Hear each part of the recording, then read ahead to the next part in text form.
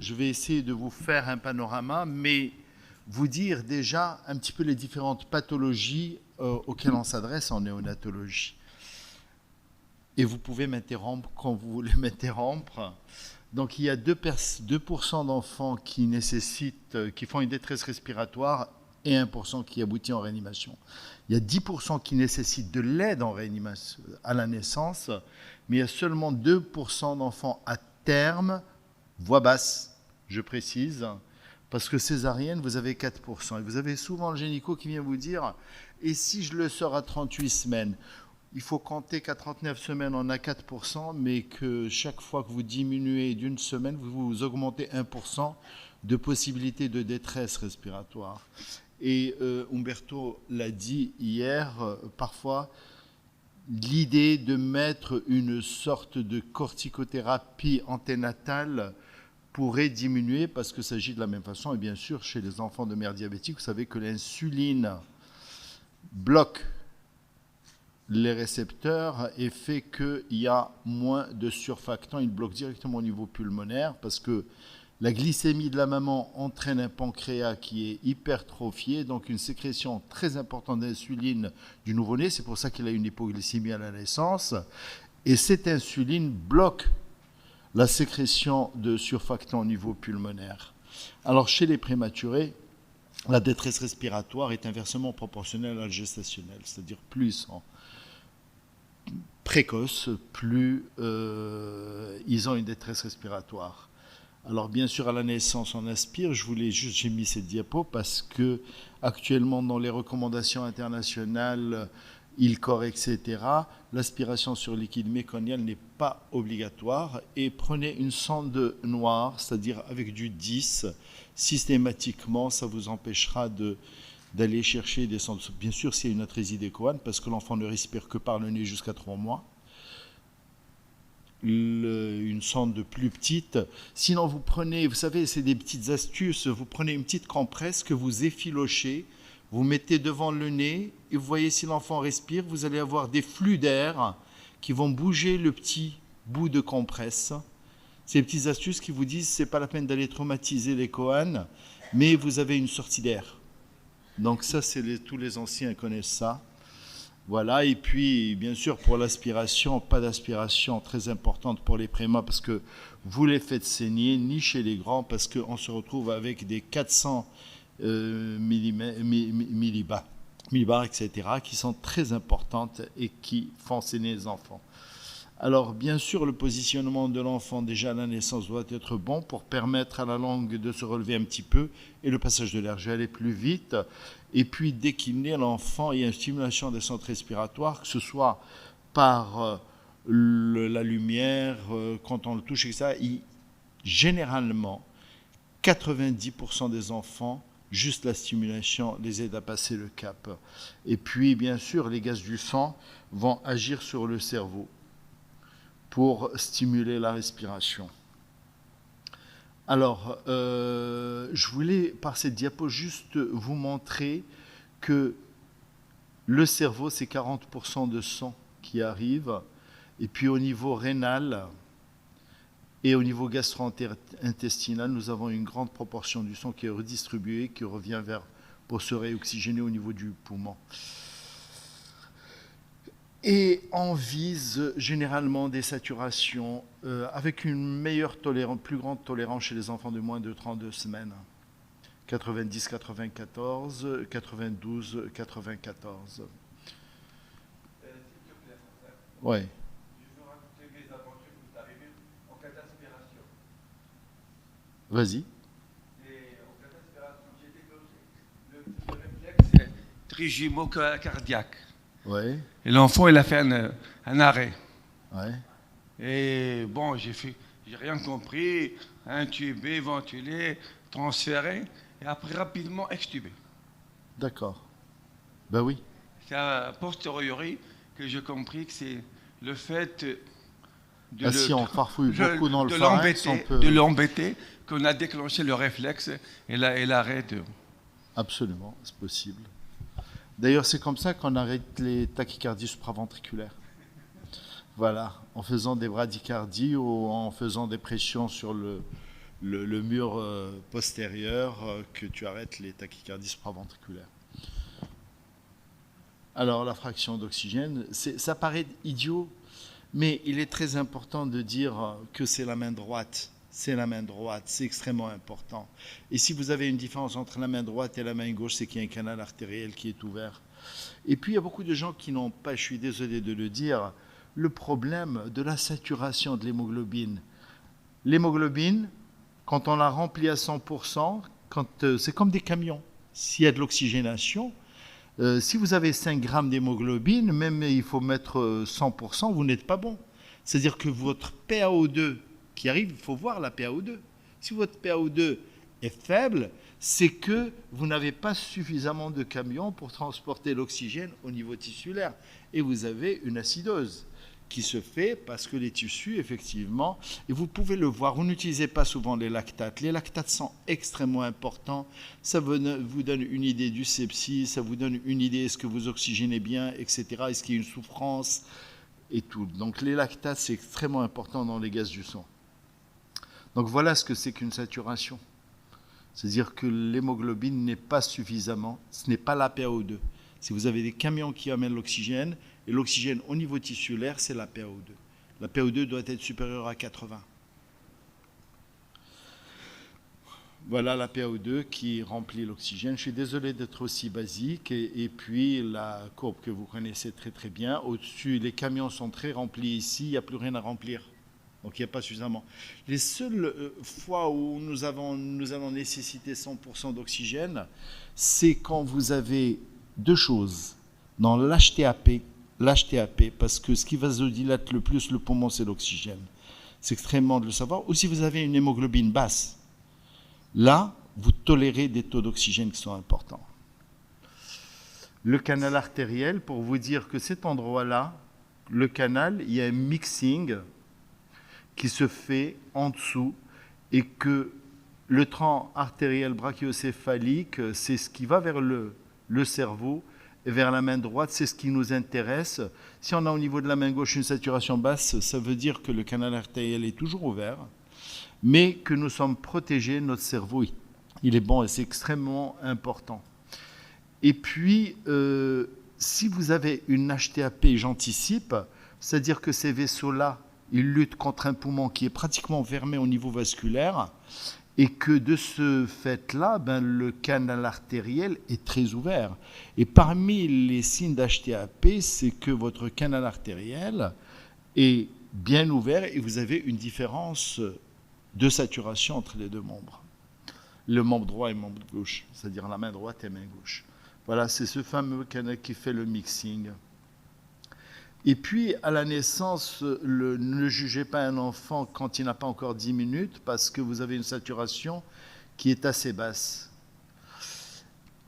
Et puis, on a remarqué que l'enfant qui est ventilé, tenez-vous bien, 5 minutes à la naissance avec l'oxygène, parce qu'actuellement, vous savez, quand on réanime avec sous air, quand vous le ventilez pendant 5 minutes, nous avons trouvé à 28 jours, des radicaux libres oxygénés, c'est-à-dire qu'il y a encore une toxicité. On ne sait pas ce qu'on fait en fait.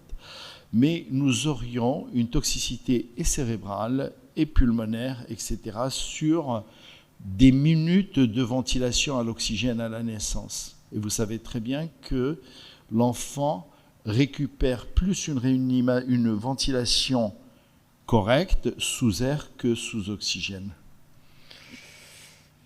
Donc, le niveau, il y a des détresses respiratoires et les niveaux de gravité, c'est quand vous avez un cycle supérieur à 60. Vous savez que l'enfant respire en Q-small, à 50 à peu près, mais quand on est au-dessus de 60, vous avez parfois des gênements qui sont audibles et vous avez une oxygénation supérieur à 40% pour être supérieur à 90%. S'il y a des troubles hémodynamiques, ça c'est des signes de gravité et des troubles parfois neurologiques. L'enfant n'est pas bon dans son cerveau, donc il faut l'oxygéner, sonde gastrique, parce que si vous faites une CPAP, vous allez gonfler son ventre et il faut évacuer ça. Et sachez que quand vous mettez une sonde à l'air, l'air il monte, et quand vous le mettez en aspiration, c'est plus pour les liquides. Et vous êtes parfois, c'est pour ça que les équipes mettent deux sondes.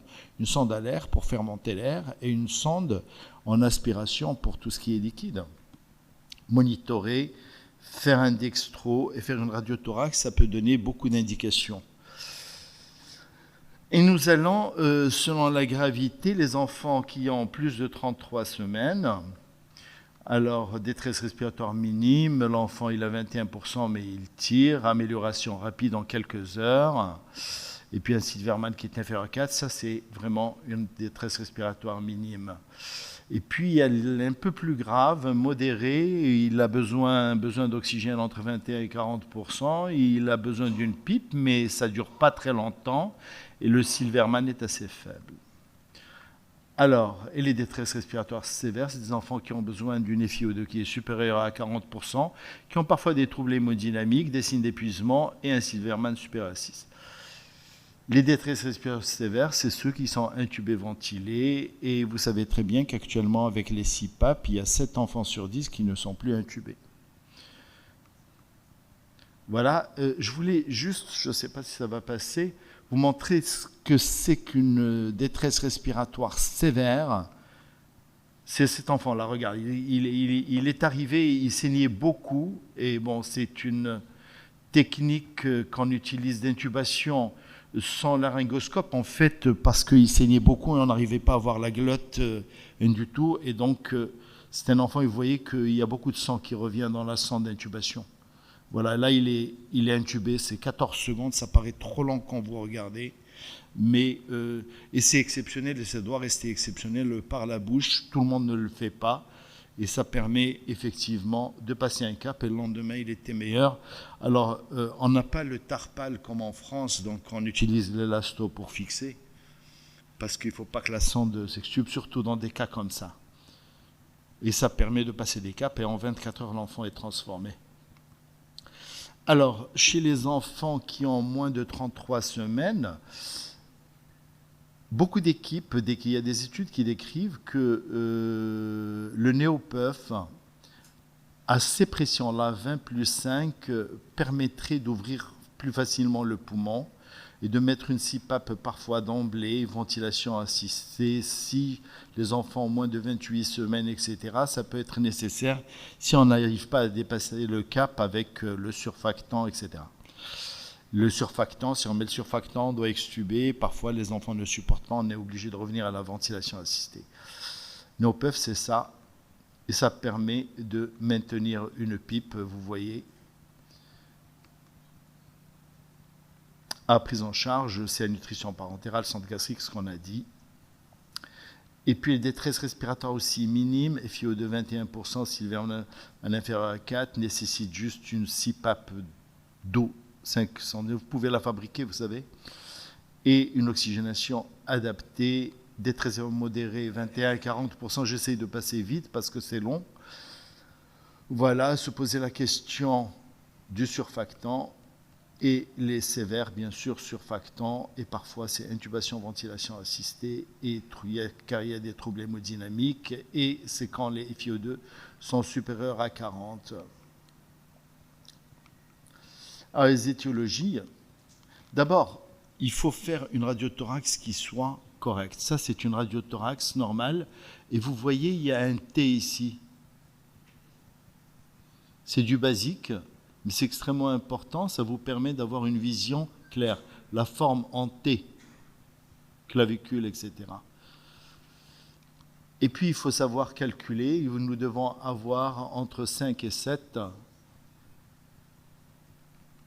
côtes antérieures qui vous permettent effectivement, il faut faire des radiothorax, ça peut beaucoup aider.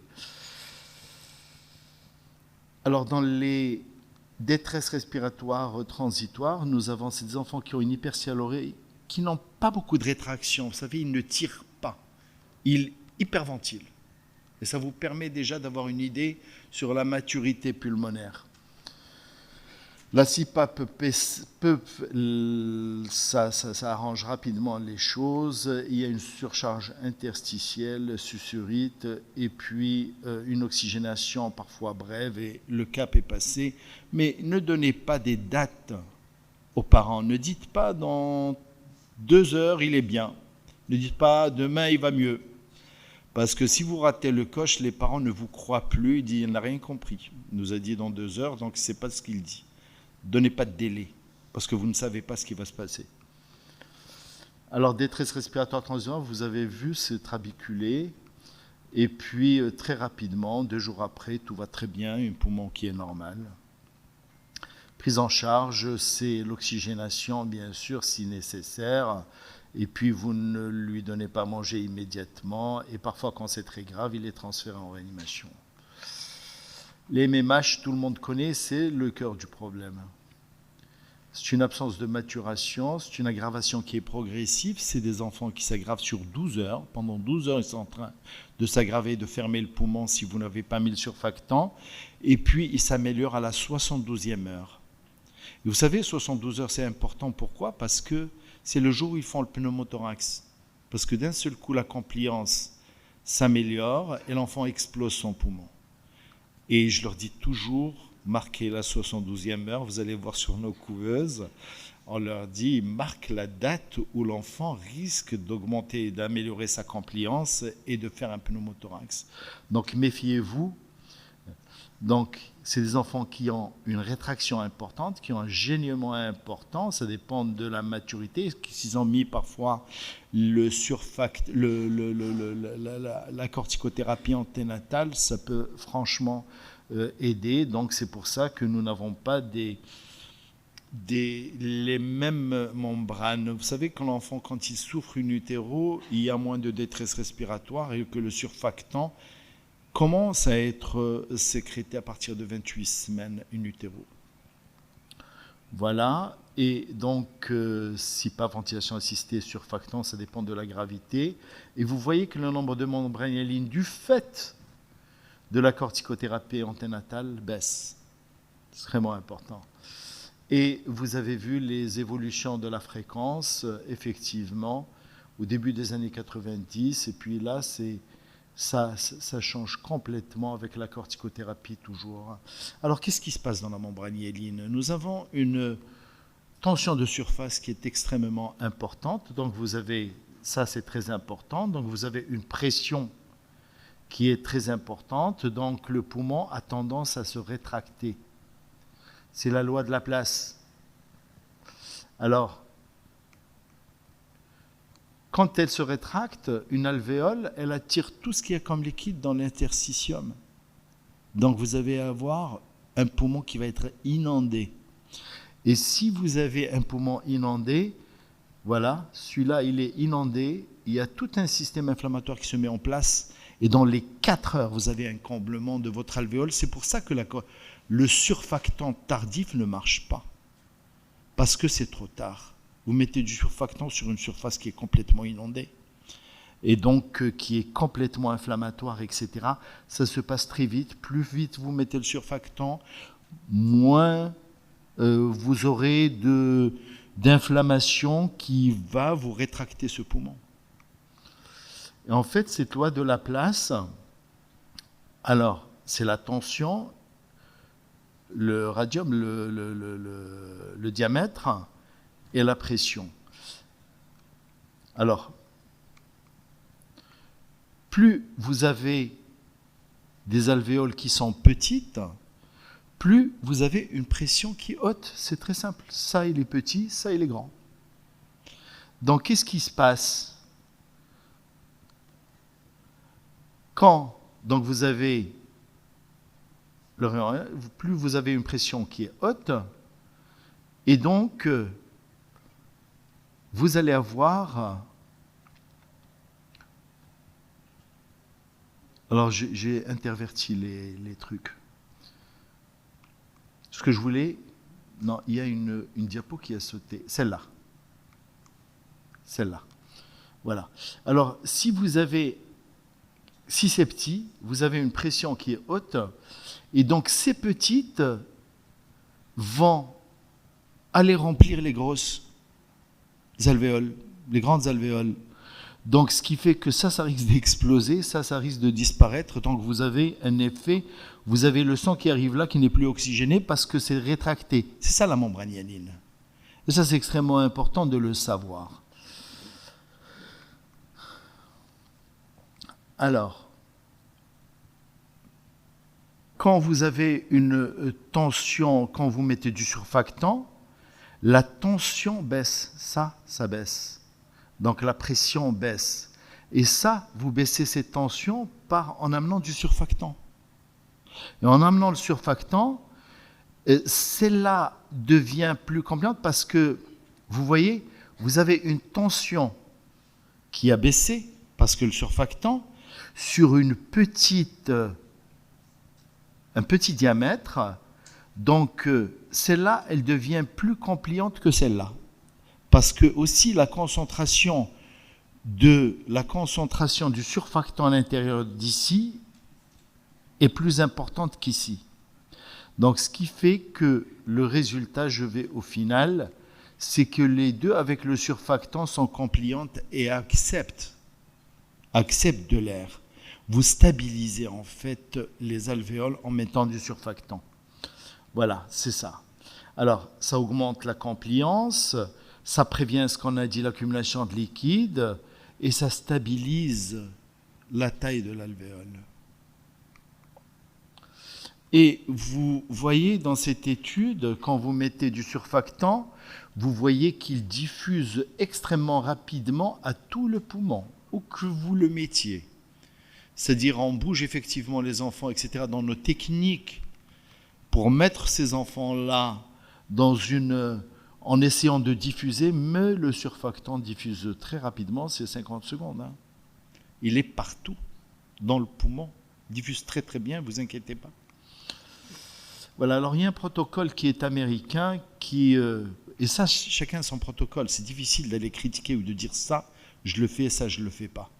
Alors, qui, chez les enfants de moins de 28 semaines, je vous ai dit tout à l'heure, à partir de 28 semaines, il y a une sécrétion de surfactants et vous avez une prophylaxie qui se fait systématiquement chez les bébés qui ont moins de 28 semaines.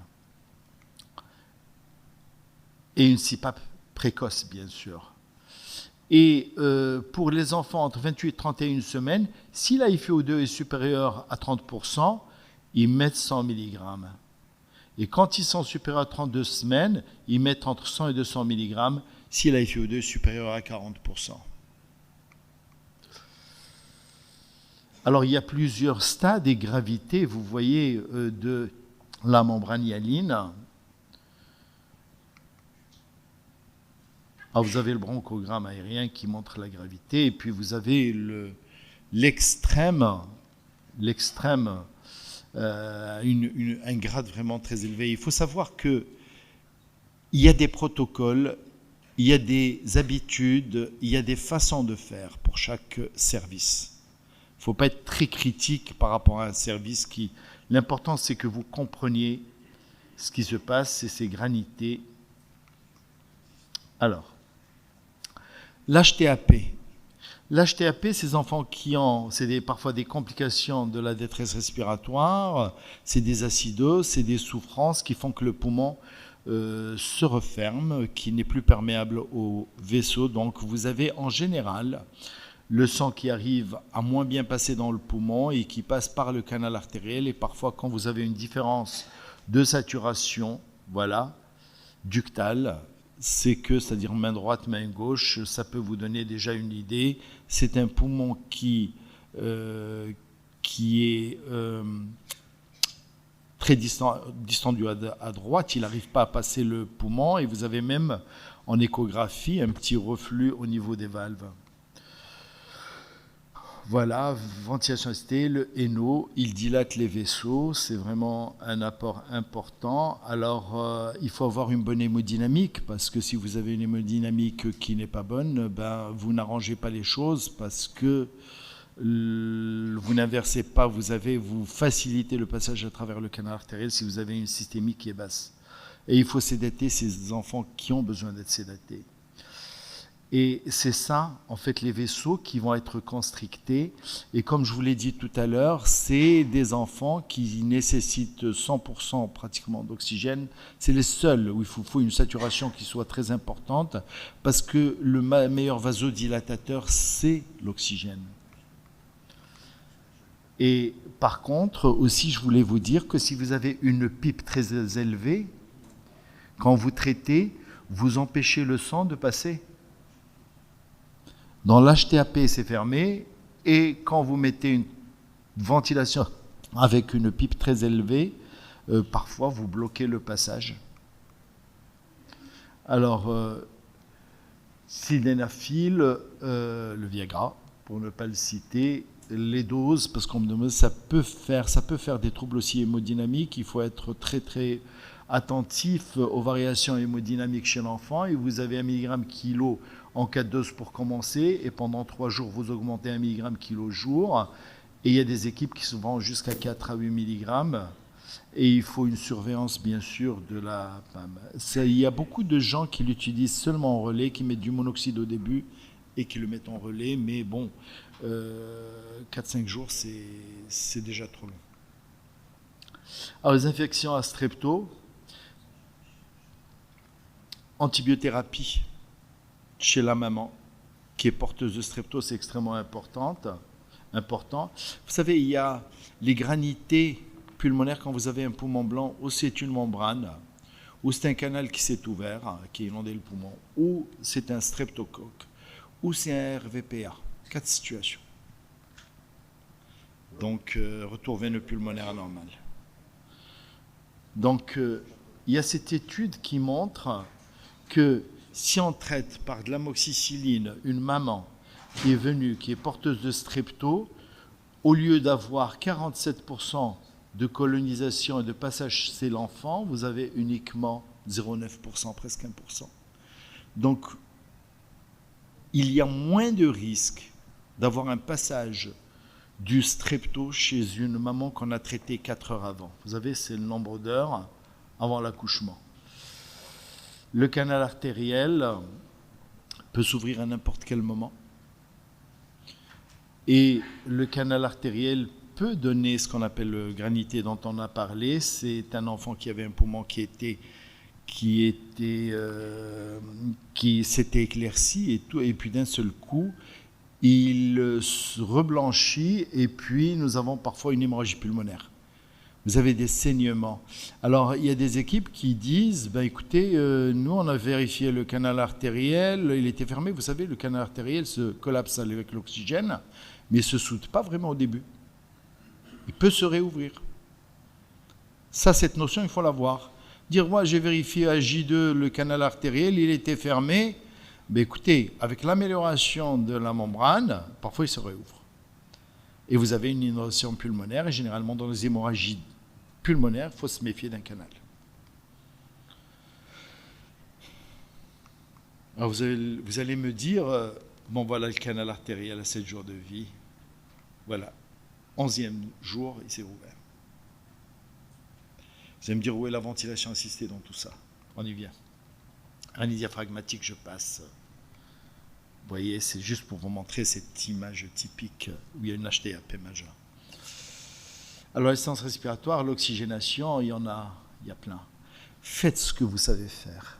N'essayez pas d'improviser et n'essayez pas d'aller vers un système qui est complexe. Voilà.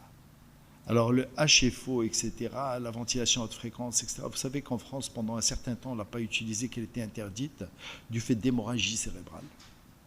Ne faites pas une chose que vous ne savez pas. Et puis maintenant, dans les études, sauf dans certains cas, généralement, c'est équilibré entre la ventilation conventionnelle et la ventilation par haute fréquence. L'oscillation. Voilà. Alors la CPAP, c'est le plus simple, et c'est 7 enfants sur 10. Et vous voyez qu'elle entraîne une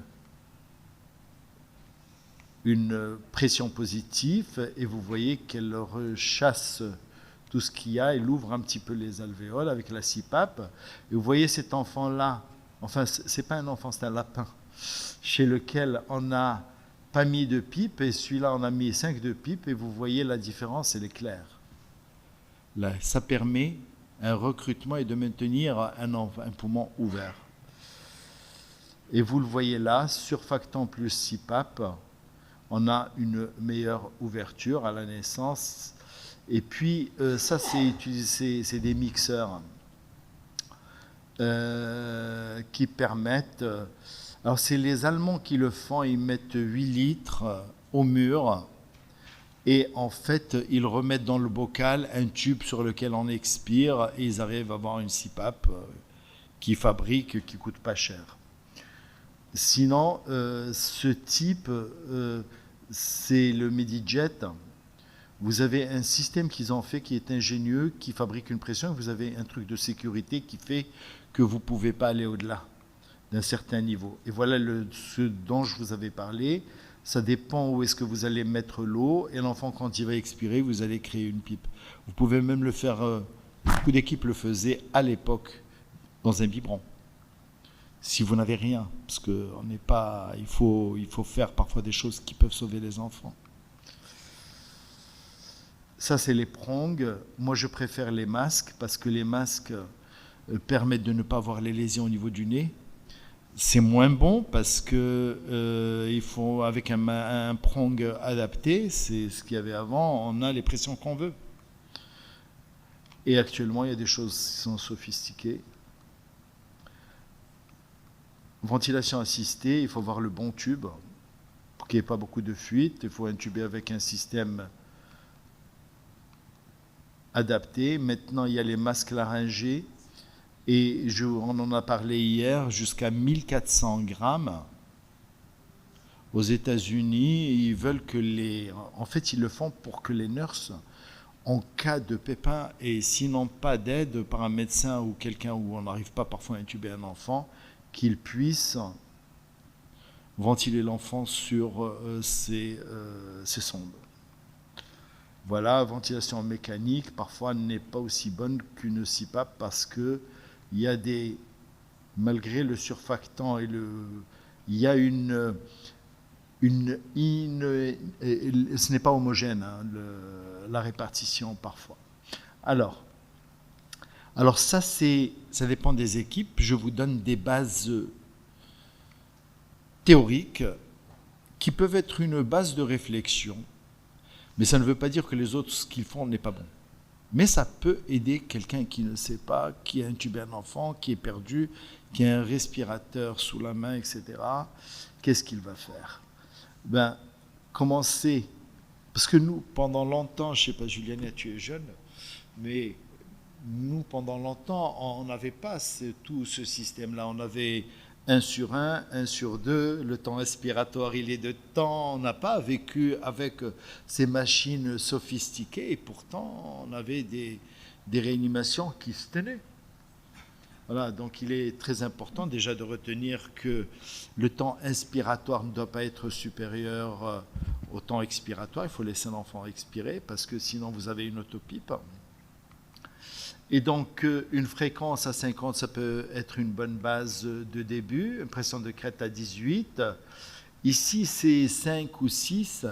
Mais parfois, vous savez, en regardant la radio, vous allez mettre 6, 7 ou aller au-delà pour ouvrir le poumon et avoir des recrutements. Ça vient avec l'entraînement. Et un temps expirateur, au début, mettez-le à 0,5. Vous voyez? Mais après, je vais vous montrer quelques courbes qui vous permettent d'affiner. Mais si vous ne savez pas, ça peut être une bonne base de commencement.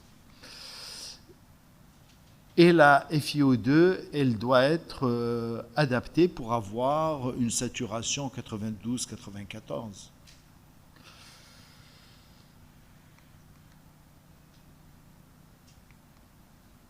Et regardez le thorax, comment il se soulève. Ça, c'est dans le service. Il est important de savoir si l'enfant est adapté ou n'est pas adapté au respirateur, s'il tire, dans quel état il est. Alors, qu'est-ce que ça fait, ça? Même chose. Là, c'est tranquille. Elle tire plus. La sédation peut aider. Comment? Non. Alors, les courbes de base, vous savez, quand on ventile en pression, le PIP, c'est la pression de crête. La pipe, c'est ce qui reste au fond du poumon quand on a, pour que l'enfant ne ferme pas totalement ses alvéoles. Et on en a parlé, quand vous n'avez pas mis de surfactant, quand les alvéoles sont petites, elles se vident dans les grandes. Et donc, il est important de maintenir une pression permanente, positive, une sorte de pipe, mais il est extrêmement important. Vous savez, beaucoup d'équipes et beaucoup d'études montrent que l'aspiration durant les 3 premiers jours est très nocive, et parce que le poumon se rétracte immédiatement quand vous décobez pour aspirer. Alors en France, ils ont des systèmes qui aspirent en vase clos. Ça, c'est important. On ne l'a pas au Maroc. Donc, ne le faire que quand on est un petit peu obligé. C'est pour ça que les cours, parfois, elles aident. Alors, vous voyez, les courbes... Écoutez, je vais aller au basique dans la ventilation. Le basique en ventilation, il faudrait que ça rejoigne le 0, tout simplement. Si ça ne rejoint pas le 0, c'est que votre temps inspiratoire est trop court. Si vous retenez ça, c'est simple. Vous regardez la courbe. Vous voyez que ça coupe là, au lieu d'être comme ça. Temps inspiratoire faible. C'est tout. Et vous l'ajustez pour que ça monte et ça rejoint le 0. Et puis vous avez ces courbes, ces loupes, qu'on appelle les loupes. Vous voyez, ici, vous avez la pression, la pipe. Et en fait, c'est très simple. Retenez que le basique. Ici, vous nécessitez beaucoup de pression pour avoir un volume qui est faible. Regardez. Ici, vous avez le volume. Ici, vous avez la pression. Vous montez en pression, mais votre volume, il reste là.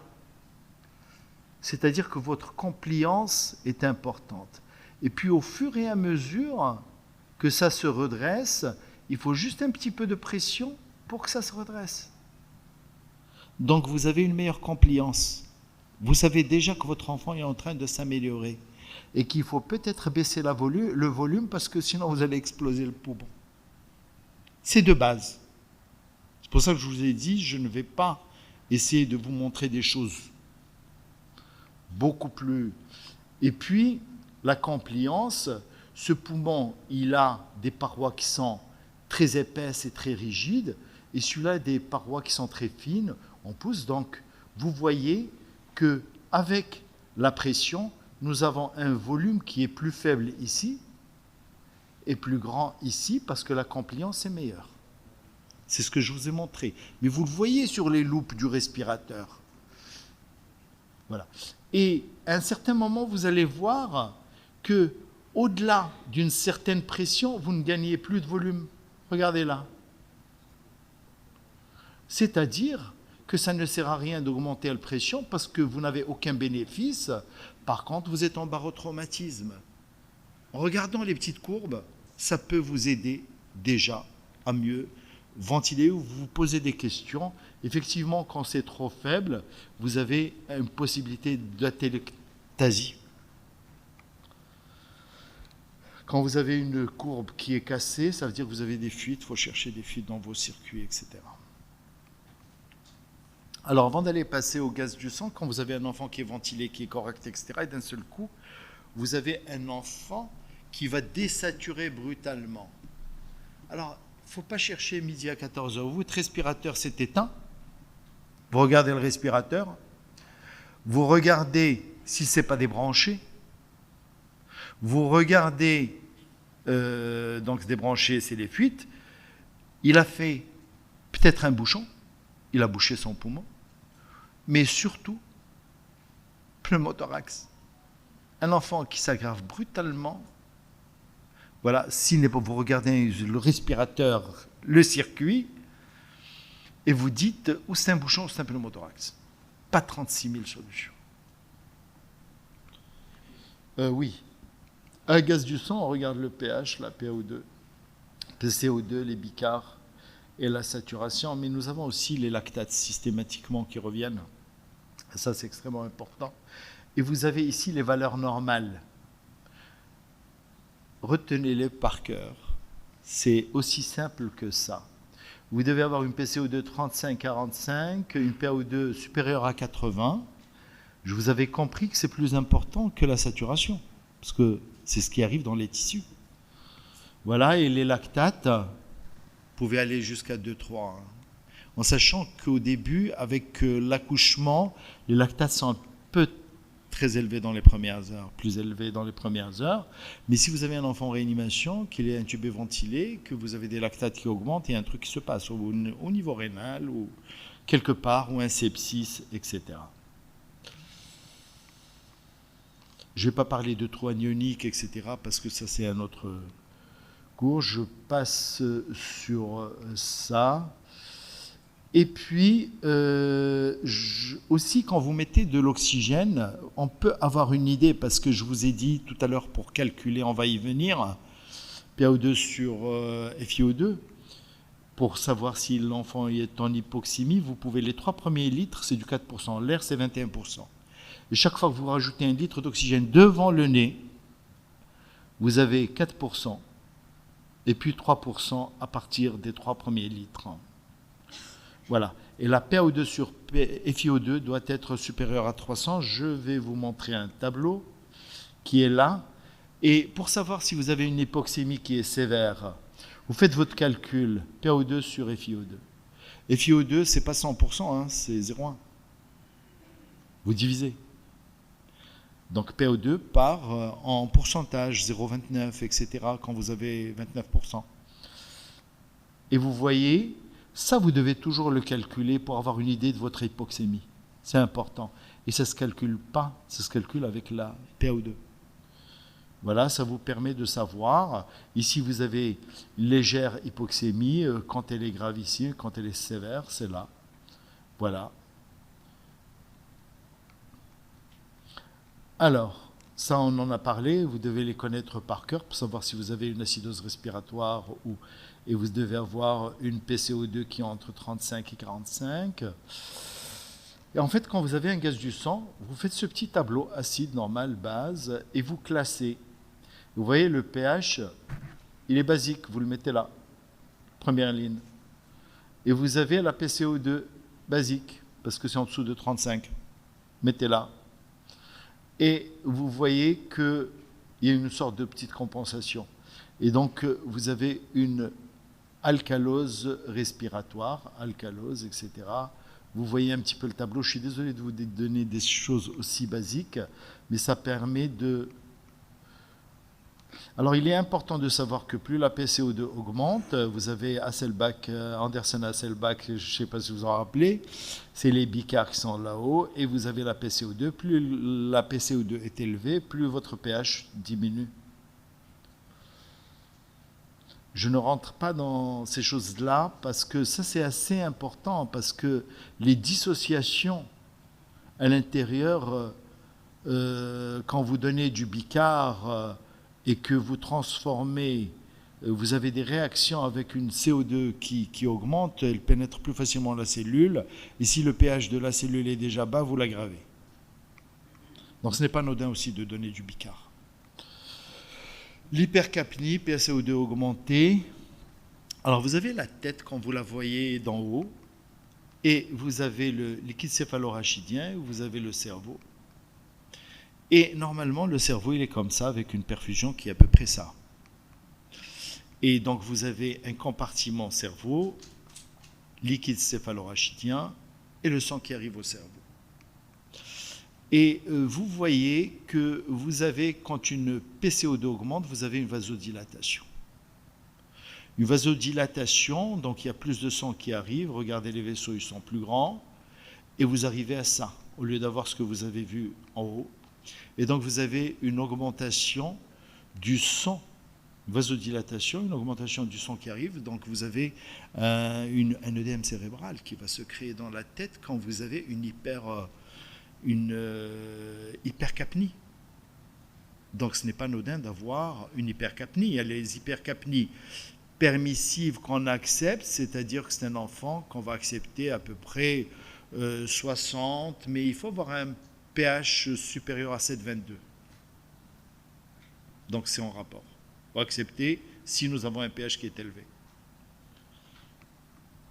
Voilà, et nous avons donc, quand on a une PCO2 qui est faible, nous avons une vasoconstriction, et donc la vasoconstriction, les échanges en O2 se font moins bien, CO2 aussi, et nous avons donc une diminution du volume cérébral, et si vous vasoconstrictez beaucoup, ça va encore plus, ça diminue le sang qui arrive dans le cerveau, et voilà, vasoconstriction, c'est pas ce qu'on a vu tout à l'heure, vasoconstricté, c'est-à-dire que c'est encore plus vasoconstricté et vous avez des lésions d'ischémie cérébrale parce que vous avez fait une PCO2 qui est faible, trop faible, en dessous de 35. Au début, on a commencé à le faire dans les traumatismes crâniens, etc., en se disant qu'il y avait moins de sang qui arrivait et qu'on évitait les œdèmes, mais on est revenu rapidement là-dessus parce que l'ischémie cérébrale était beaucoup plus importante, il y avait plus d'impact et ne permettait pas effectivement à un cerveau de récupérer plus facilement. Donc, faites gaffe au PCO2 parce que le problème de la PCO2, quand l'enfant bouge, parfois il est assez tonique. Ça ne permettait pas comme en hypercapnie importante, l'enfant est un petit peu hypotonique, il n'est pas bon. Mais là, parfois on ne se rend pas compte, alors qu'on est à 22, 25 de PCO2, ce n'est pas anodin. Voilà. Alors, si vous voyez ce gaz du sang par rapport aux normes que je vous ai dit, est-ce qu'il y a une hypoxie? Vous regardez ça. Est-ce que nous avons un CO2 qui est normal? Hypercapnie, hypocapnie. Est-ce que notre pH, comment il est? Comment? Non. En fait, il n'y a rien. Tout va bien. Parce que vous avez une PCO2 qui doit être entre 35 et 45. Donc c'est bon. Le pH, il est bon. 7,4, l'idéal. Et la PO2, il est au-dessus de 180. Donc nous sommes bons. 140, 104. Voilà. Là, il n'y a pas de souci. Il n'y a pas de souci. Voilà. Et celui-là,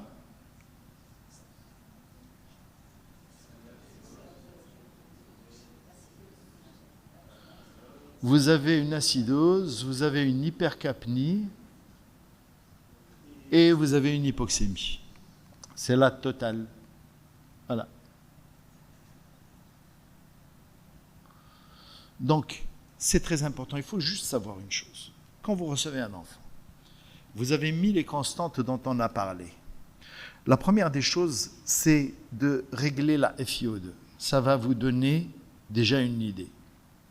Si vous avez, avec les constantes que je vous ai données au début, vous arrivez à baisser une FiO2 à 30% pour avoir 92-94 de saturation, c'est que la détresse n'est pas tellement grave et il va falloir penser à ce que votre ventilation assistée est trop importante pour cet enfant.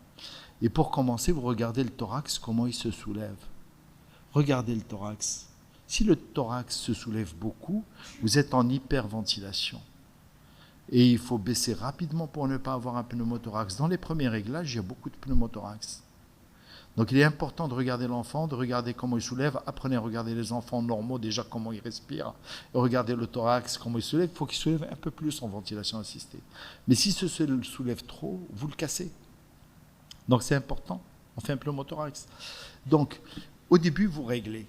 Si vous êtes à 80% de saturation, de saturation pour le réglage que je vous ai donné, c'est-à-dire que vous êtes sous 100% de FiO2 parce que vous avez adapté, et puis votre respirateur, vous n'arrivez pas à saturer au-dessus de 80. C'est que probablement vos pressions ne sont pas assez importantes. Deux choses. Ou vous augmentez votre PIP, et vous pouvez aller... Alors, les règles suisses sont différentes de celles des Français, c'est-à-dire vous montez en pipe jusqu'à 8 parfois, et vous laissez pendant 2 minutes et vous voyez ce que ça a un effet sur votre FiO2. C'est-à-dire vous essayez de recruter. Et eux, ils le font de façon différente, c'est-à-dire qu'ils augmentent la pression. Ils augmentent d'abord la pipe de 1 et la pression de crête de 1 pour recruter. Parce que la pipe, elle est protectrice, contrairement à ce qu'on a dit, sauf quand vous dépassez un certain chiffre, c'est-à-dire quand vous arrivez à 9, généralement, les enfants ne le supportent pas.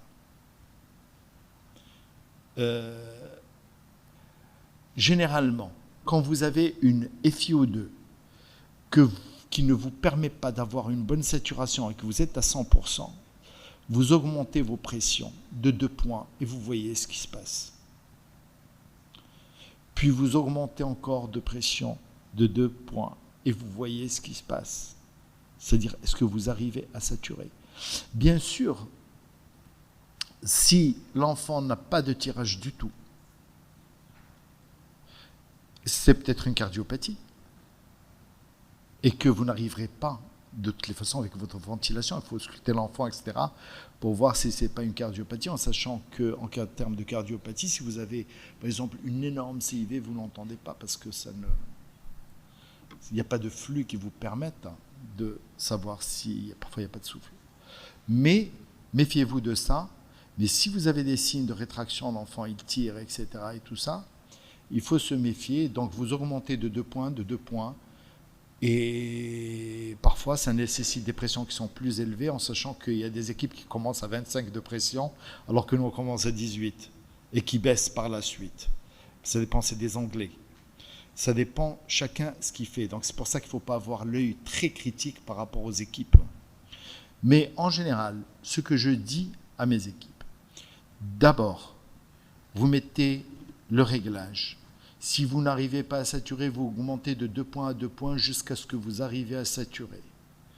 Et puis, chez l'enfant qui est plus gros, on peut se satisfaire de 86% dans certains cas de saturation.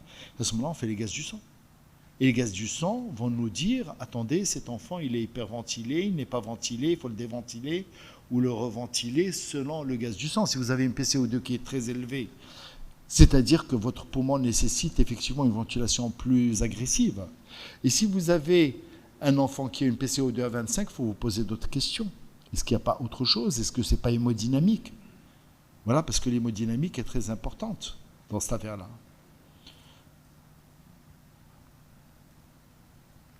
Alors, j'ai dépassé l'heure, non, il reste 6 minutes.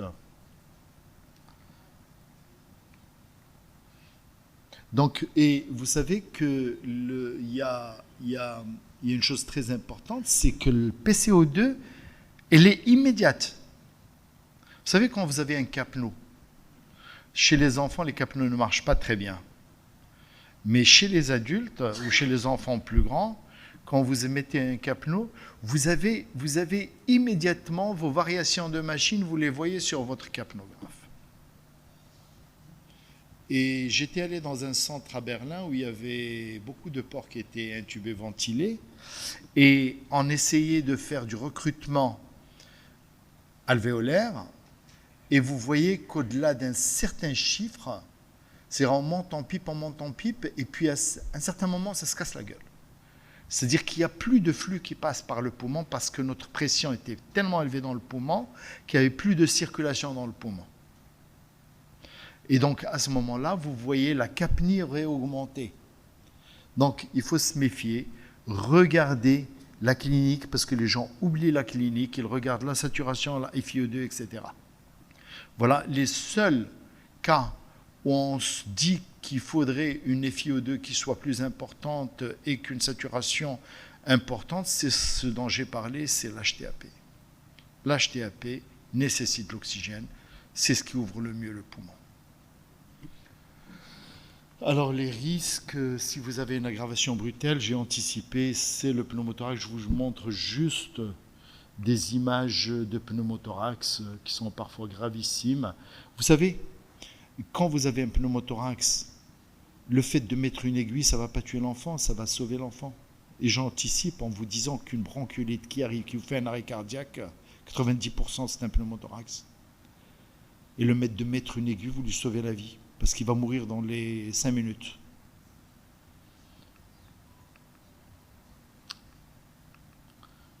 Le fameux pneumothorax,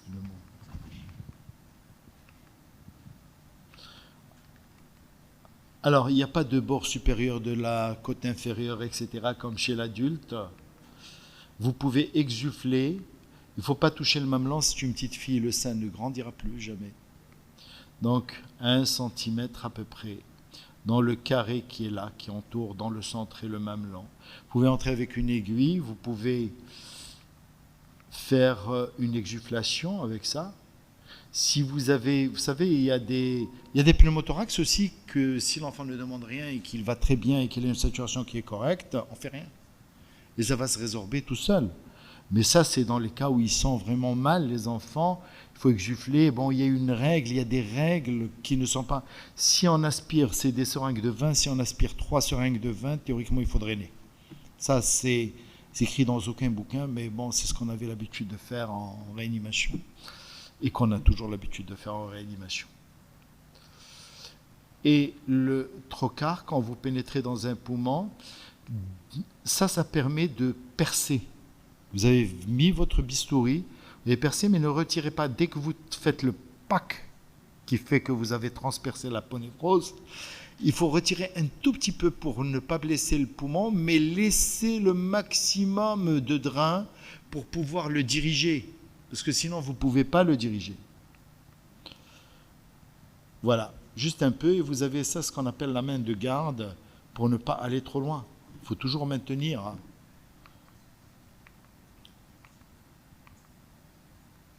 Voilà, c'est la réanimation qui nécessite actuellement beaucoup de matériel.